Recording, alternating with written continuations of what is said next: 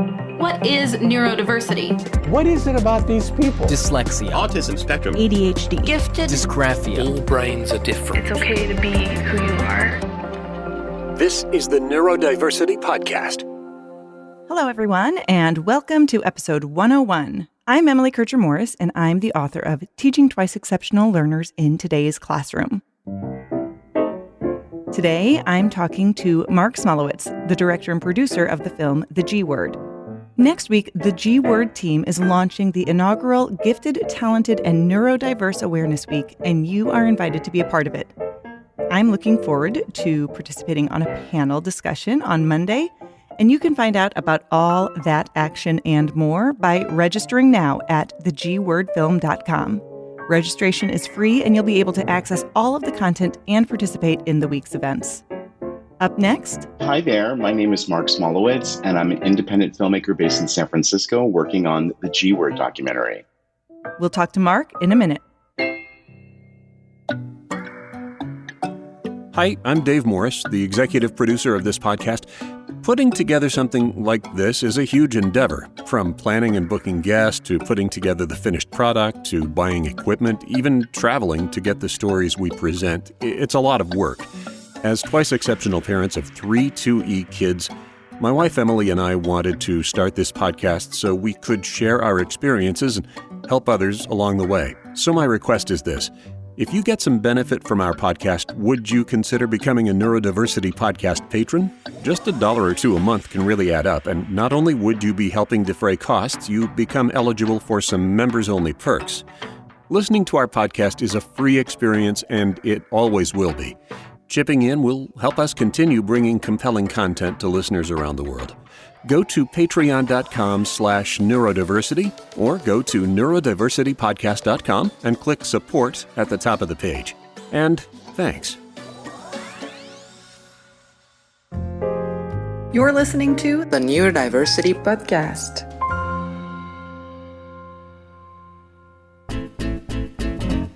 Today, I am so happy to welcome back Marc Smolowitz to the Neurodiversity Podcast. Marc, thank you so much for making the time for us today. Thank you, Emily. It's great to be back with you. I'm really happy to be here again. Yeah, so the last time we spoke, you were in the thick of things with the production of your documentary film, The G Word. And if any one of our listeners want to go back and listen to that episode, that conversation is on episode 28 of the podcast. But at that time, you talked about that process of gathering the stories of several different people who each experience giftedness in their own way based on a variety of factors that really influence their lives. Part of your work also with supporting gifted and 2E and just neurodivergent learners has involved creating this new nonprofit called the Global Partnership Network, which is what you've titled the program. But tell us a little bit about that program and the goals that you're really hoping to achieve through it. Yeah, so as a documentary filmmaker who makes films on social issues, it's always been important for me to have what I call an outreach, engagement, and impact campaign wrapped around the movie. So for me, this film is no different. I've done other films on subjects that have to do with mental health and post-traumatic stress disorder, poverty, LGBTQ issues like same-sex marriage, HIV and AIDS. I did a film about cystic fibrosis. Like all these movies have potential to change hearts and minds about important issues, right? Or sometimes policy or sometimes public perception.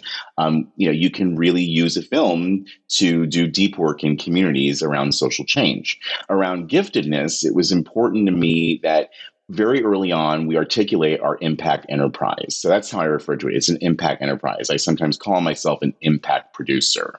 And we couldn't do that alone. There's incredible organizations out there that do deep, deep work and have been for years in local communities, in statewide communities, in national communities, international communities, everywhere around the world are interested in giftedness. And so my vision was, how could we bring those people together into our enterprise and get them invested? And so we created this global partnership program. We sort of launched it in a dynamic way about a year and a half ago, and it's grown to almost 70 organizations. And it's a mixture of kind of big, bold nonprofits like NAGC and SANG and GHF, some of the tentpole gifted organizations that everyone knows about and is following, to some really small grassroots organizations that are doing important work, to independent schools that have embraced giftedness and equity, to folks who have an independent entrepreneurial business of their own where they're providing counseling services to parents and children and teachers and social workers and, in the mental health space. It's a really bold, beautiful, diverse range of organizations, large and small, that are kind of aligned with the mission and vision and values of our movie. And during the pandemic, what we did was we kind of brought those people together into a process where we wrote with their help what I call an Impact Manifesto. So it's a statement. It's a 3-page PDF on our website that tells the public what the G-Word Enterprise is, what we hope to do with it, and what are our values and our goals and our initiatives that we hope to kind of bring to life around the movie. So we're not just a movie. We're a movement around a movie. The movement has a scaffolding now called our Global Partnership Network, and it has organizations, people, stakeholders that are invested in not just in the movie's success, but the movie's social change initiatives. So my hope is that will be a 3-year story. So the Impact Manifesto, we're in year 1. It's a year later since we launched it. And so for the next 2 years, we'll continue to grow our initiatives, make them increasingly public in conjunction with the rollout of the movie. And for me, I think what I hope to do, my big dream, and when the movie is done and it starts to play film festivals, is that we can figure out how to do what I call a road show. Like take the G word on the road, maybe to all 50 states. Wouldn't that be a beautiful offering to the country, right? To go to every state and really engage with state gifted associations on the ground, doing deep work already, to show the movie and let it be a kind of convening opportunity to support public conversations that are really local around this stuff. I mean, there's clearly a national narrative that our movie hopes to be a part of, and I think that we're well poised to do that. But a lot of the important work is really happening at the local level. We use a phrase a lot called "gifted is local." Gifted is local. It's a hashtag we've embraced, and it's because I think that the zip code is oftentimes where a lot of this stuff unfolds. I talked about Dr. Michelle Reed, who's the superintendent in North Shore in Washington State, and that's really an example of someone who kind of gets it. Like she embraces giftedness, and she's an important local leader that through her leadership, like those households I told you about that where 94 languages are being spoken in the home, they're now being better served because of her leadership. I'm sure it's not pitch perfect. It's very hard to do this work and to change the dynamics and get more people into programs and services. But, to put a different spin on it, think about a particular school, right? Anywhere in this country, if it's in the wrong zip code, they may not even have access to these programs and services. It may not even be a priority because they're dealing with so many other challenges, right? But then even in some places where they do have access to these programs and services, if the principal doesn't believe giftedness is a real thing, if they don't want to embrace it, then all bets are off for giftedness in that school, right? It's real. So these kind of important gatekeepers that also need to be educated, that we need to show them through powerful storytelling why this is really an important topic in this century. And I think that the equity pieces and the neurodiversity pieces are really the pieces that really kind of urgent and important to insist that these conversations happen. It's not just about a bunch of smart kids being served anymore. It's about what if we actually uncover this, the genius of our Black and brown and poor kids in their most disenfranchised zip codes and actually support those children to be successful. And what about the societal benefit that could come from that, right? Same thing with our twice exceptional and our neurodiverse kids. What if we could identify them, support them, and get them on a trajectory of potential and success? I'm not about putting pressure on children. I'm about just giving them opportunity. And if you give them the opportunity to succeed, then, oh my God, what kind of great nation could we be looking forward to in the coming decades? And this century, there's so much income inequality. There's so many challenges up and down the society that it's interesting how all of a sudden when you do zoom out, this giftedness intelligence conversation in this decade, in the 2020s, actually can be of service, I think, to some larger equity goals dare I be so bold, and I hope our movie can support those conversations. I believe strongly, and our Impact Enterprise hopes to support this, that the education story is one of the most critical stories in our country to be getting right for for people who live here. And that's a social contract. We make a promise, to parents that their child will have access to a free and appropriate public education. And we just know that doesn't unfold in ways that are equitable at all across all the municipalities across all 50 states. We have to, and what's interesting about giftedness is that when you look at it through an equity lens, it really is a prism into all of these deeper social contract challenges that are facing the education system right now. And so I think we have an opportunity to not just make an important film about giftedness, but really an important mainstream facing film about education and what's at stake here. And there are many urban zip codes right now that are gutting gifted programs and services, right? And for all kinds of reasons. And, maybe that's another podcast for another time. But I think it's I have a lot to say about that, and I think it's, you can't, if you gut gifted programs, what does that mean for the kids that live in the poorer zip codes? Right? That's not an equity solution, like at all, right? No. If you have nothing going on, how do you discover these children? And so I think there's a lot of misunderstanding even around what giftedness is. And I hope that our film can sort of challenge that from all political perspectives and ideologies. There's right-wing resistance, there's left-wing resistance, there's resistance everywhere to this stuff. And I'm hoping that the way that we're telling these stories, by combining them in the space of identity, that will show people that there's actually a lot more going on here than meets the eye. Mm-hmm. And it's worthy of reconsideration in this century. Last century, it was all tied to IQ, right? And we know that IQ's tests are biased, they're Eurocentric, they don't work, to discover children who are diverse. But there are new ways of looking at intelligence that help us sort of address those biases. And we can increasingly move in that direction. And the G-Word Enterprise hopes to support those kinds of conversations.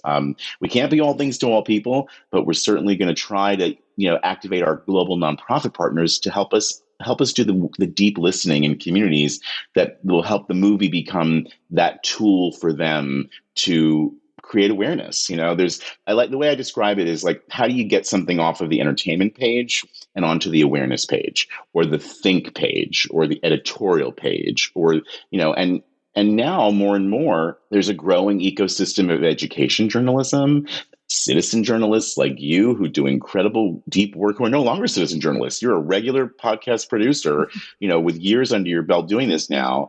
And that's a community that we want to support and help be successful. Yeah, well, and I know another aspect to this that you are using to kind of really get that involvement is specifically the Gifted, Talented, Neurodiverse Awareness Week that you're launching. And so that will be the last week of October. So tell us more about that. Like, how can people get involved? What can they expect during that week to help promote that cause? Yeah. So when we launched the Impact Manifesto a year ago, it was launched on October 15th, 2020, and it made, all these big, bold statements about what we hope to do in the world.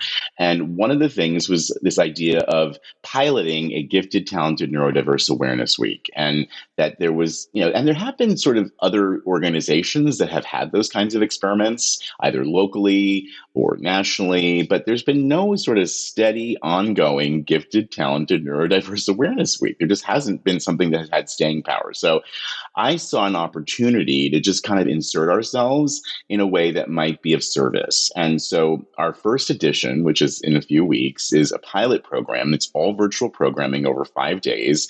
And the idea is that, let's pilot this now and see if it sticks with people. And maybe next year in October in 2022, it could pivot out of virtual into also in-person events. And then we could sort of grow it and, make it really impactful over time and have it kind of grow in subsequent years. That's the big idea. For this year, we've really tapped into the talent and expertise of our advisors and partners to help create the programming that we're going to be offering. So it's 5 days, Monday, Tuesday, Wednesday, Thursday, Friday. Each day has a different focus or a different set of events. And they are as follows. So the first day is focused on the state of giftedness. And I'm inviting people like you who are the podcasters and citizen journalists to join me in a virtual conversation about the state of giftedness, because I believe strongly that it's people like you who are in the field doing this kind of journalistic style work that are hearing what's going on in real time. Your guests, your audience are telling you what is up in the fall of 2021 around giftedness. And so by bringing all of you together in one Zoom room, I think we're going to be able to get this beautiful snapshot of where are we right now, especially as we come out of the pandemic, because I feel like, 2020 was such a, difficult and challenging year. 2021 has proven to be another kind of difficult and challenging year, but folks are back to school, back to work, trying to get back into our lives and in our communities. And so it's a moment of reflection, just no question, right? And so I think that's what Monday's about. Like we want, and so the state of giftedness is actually the bold theme for the week. So bringing together on Monday journalists, podcasters who are working on this in real time. Tuesday, I'm going to be doing what I call a #MyGiftedStory session in partnership with OutSchool. So OutSchool is one of our partners. They're a wonderful online learning platform, and they've agreed to host me to do an online workshop with children who can enroll through their platform. And what #MyGiftedStory is, it's a photo sharing project that we created as part of the G-Word social media efforts. And it basically is, people take a picture of themselves with a smartphone and they create a sign with a, white paper and a black magic marker, and they hold it up. And on that sign is their 5-digit zip code, and then 5 words or phrases that they decide that they want to use to describe gifted, talented, and neurodiverse education or experience in their zip code. And then it just says #MyGiftedStory. And we already populate these on our Instagram and our social channels. But I've done this exercise with people of all ages, both in person before the pandemic and virtually during the pandemic. And people find it fun. They find it empowering.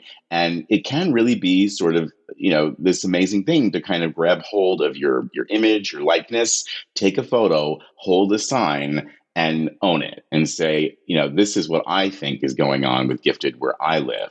And I chose the zip code piece because what I realized while I was making this film about equity was that all the different areas of identity that I'm interested in this film, a lot of times those are things that some use to separate us from each other, right? A best case scenario is that the diversity is a beautiful thing that brings us together as a great nation, but sometimes it separates us. But I realized that the zip code was the thing that we all share. We all have that 5-digit number where we live that, it seems so random. Like mine is 94112, and I can tell you what it looks and feels and smells and tastes like around here. I can really tell you about the nonprofits that do local work in my neighborhoods, what's going on here. And so it becomes a way to think about your experience. And I think education is really informed by that. And so a light bulb went off that, like, what if we could collect hundreds and hundreds and hundreds of these photos and really kind of, create a tapestry of diverse people and faces across the country. And we're getting submissions from outside the country and otherwise. So Tuesdays are our My Gifted Story Day. And we're also going to be taking over our own Instagram that week and populating it with My Gifted Story images, as well as some other Instagram videos. It'll be super fun, engaging. And for me, that's really important because I don't want it to be just about the stories in the G word, but rather the voices of these communities coming together. Wednesday is our Gifted Adults Day. So we're going to be focusing on gifted adults. So the webinar will have folks who are deep into that kind of work, trying to help gifted adults navigate their journey. And I think that we think a lot about gifted children, and the film really has great stories about gifted kids, all across this great nation. But those gifted kids, they become gifted adults. And what does that look like? And I think that there's some wonderful organizations, professionals that are going to come together in that webinar to help us really unpack the state of the state for gifted adults. Thursday, we have quite a bit going on. There's going to be a morning panel on Latinx populations and giftedness, an afternoon panel on LGBTQ plus populations and giftedness. That will also include our allies who are in the room to help support us and support LGBTQ folks in gifted. And then we're also going to be a part of the GT chat, which is a weekly thing that happens on Twitter on Thursdays. And that chat will be focused on mental health and giftedness. And then Friday's last but not least event is actually focused on what I'm calling hidden legislation that we don't know about that actually impacts the education story of gifted and twice exceptional and neurodiverse students. And some of those legislative things go back, 50, 80 years, and it's no joke. Like, they're still in play, and they can, really have an impact on parents and choices and access. And one of our advisory board members is going to be helping to kind of, bring together some of those voices and ideas who's personally been impacted by that. And I think that's really important that parents are in the room telling their stories too. And so a legislative piece, right? Because if the movie hopes to, support social change initiatives, policy conversations are a huge part of that. And, I am by no means a legislative expert on education, but I can, welcome those people into the room and help give a place for those discussions to happen. My hope someday is that the movie will screen in Washington, D.C. At the U.S. Capitol Visitor Center, and that we will have an event with senators and congressmen and women in the audience to experience the G word, and then have a policy discussion about how this flows from the federal level. It feels like there's while so much of Gifted is local, and we can certainly show the movie at state houses, in different states, which I'd also love to do, having that national moment in our capital in DC is so important. I did this for another movie once, and it was really quite moving, and it really created an important moment for that issue that was featured in that film. And so I really want to do that in DC for this movie. And I think that would be quite special. So the Friday is really about table setting around how the movie can partner around these legislative and policy goals to really, really change this at the national education level. It's all so exciting. And just knowing everything that has gone into this process and just how those stories have really culminated. I think one of the exciting things for me is just also realizing I feel like since the last time we spoke, even support for gifted education is continuing to decline. Like there's not as much support. There's a lot of pushback, especially surrounding equity. It's counterintuitive. Like, it doesn't make sense to take those things away, and we have to work to change that narrative. And so you're doing that work, and I'm so grateful for that and grateful for your time here, and really looking forward to all of these amazing opportunities. Yeah, I mean, just to kind of, riff on that last thing that you just said a bit, is that none of this stuff is easy. Mm-mm. There's no straight lines here, okay? And, when identity is in the room, it gets complicated, right? And this is really an identity century. We're increasingly diverse, we're increasingly intersectional, and we have to honor that, right? So if there are people in the room who respond to giftedness in ways that we don't like or that don't feel authentic to us, I think we have, what that shows me is that we still have deep work to do. And we have to be real about the century that we're living and working in and lean into that. And I think for me, my hope is that the film can just maybe support these conversations in a really dynamic way when it's done. That's the great thing about movies, is that movies are big, they're bold, they reach large audiences when they're successful. And so, if we can do that and support these discussions, we may see some surprising pivots in people's perspectives. And I think that people still want to be surprised and delighted, even if they're really, standing in their beliefs strongly. And good storytelling sometimes catches them off guard and surprises them. So hopefully the G Word documentary, when we're done next year and it begins its journey in front of the public, will be able to support that kind of public discussion about giftedness. And to your point about, that we keep seeing pushback, I think that just invites us to push harder. So that's what we have to do. Mm-hmm. Push harder thoughtfully. Yes. Marc, thank you so much for your time with us today. No, thank you, Emily. My treat to see you and talk to you again.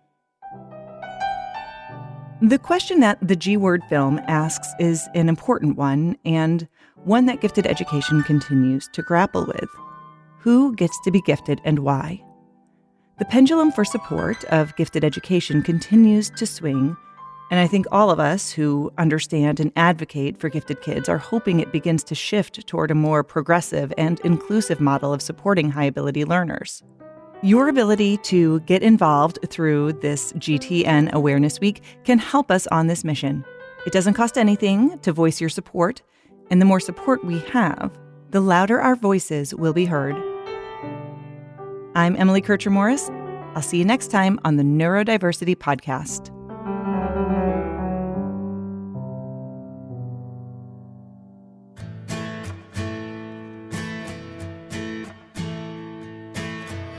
Someone don't help you, when someone don't help you through the rain, when feelings don't matter, and everything's nothing but a game.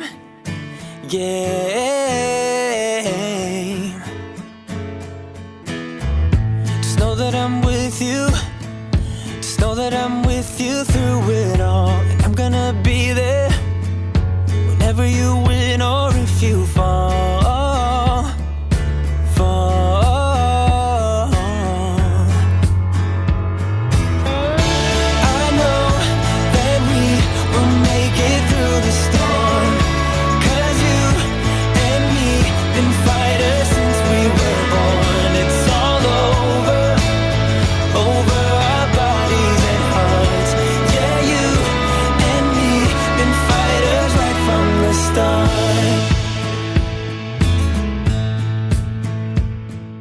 GTN Awareness Week is October 25th through 29th. If you want to do more with it, like participate and contribute, go to thegwordfilm.com, look for the banner at the top of the page, and register. And you can watch our YouTube channel for daily videos with Mark and Emily talking about that day's activities. That channel is youtube.com/neurodiversity podcast. Thanks to Mark for being here. Thanks to you for listening. Our host is Emily Kircher-Morris. The podcast is produced and edited by me, Dave Morris, and supported by our friends at patreon.com/neurodiversity. Until next time, thanks for listening.